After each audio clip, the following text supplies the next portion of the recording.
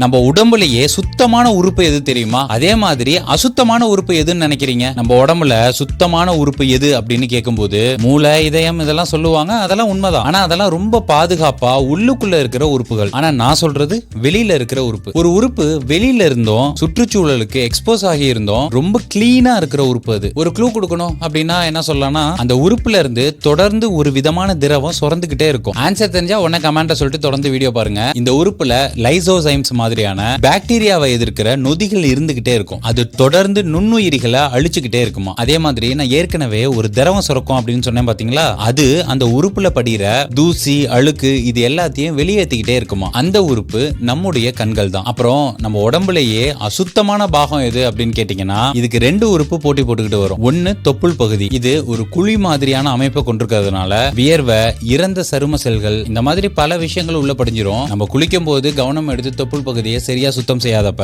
தொடர்ந்து அழுக்கு தேங்கிட்டே போயிடும். 2012 நடத்தப்பட்ட ஒரு ஆராய்ச்சியில கூட என்ன சொல்லியிருக்காங்க அப்படின்னா, இந்த தொப்புள் பகுதியில கிட்டத்தட்ட 2000க்கும் அதிகமான பாக்டீரியா வகைகள் இருக்கும். அதனால தொப்புள் பகுதியை நம்ம குளிக்கும் போது கவனம் எடுத்து நல்லா சுத்தம் செஞ்சு வச்சுக்கணும். இன்னொரு உறுப்பு என்ன அப்படின்னு கேட்டீங்கன்னா, நம்ம வாய் தான். நம்ம வாய் எப்பவுமே ஈரப்பதமாவும் சூடாவும் இருக்கிறதால அதோட நம்ம சாப்பிடுற சாப்பாடு துணுக்குகள் எல்லாம் பல்லு இடுக்குல எல்லாம் சிக்கிக்கிட்டு அங்கே இருக்கும். இந்த சூழல் தான் பாக்டீரியா இனப்பெருக்கம் பண்றதுக்கு ரொம்ப ஏதுவான சூழலாம். நம்ம காலைல ஏந்திரிச்சோமே வாய் நாத்த அடிக்கும் பாத்திருக்கீங்களா? அதுக்கு இந்த பாக்டீரியாஸ் எல்லாம் நம்ம பல்லுல படிஞ்சிருக்கிற உணவு துகள்களை உடைச்சு வாலடைல் சல்பர் காம்பவுண்ட்ஸ் அப்படிங்கிற துர்நாற்றம் வீசுற வாயுக்களை வெளியிடுறது தான் காரணமா.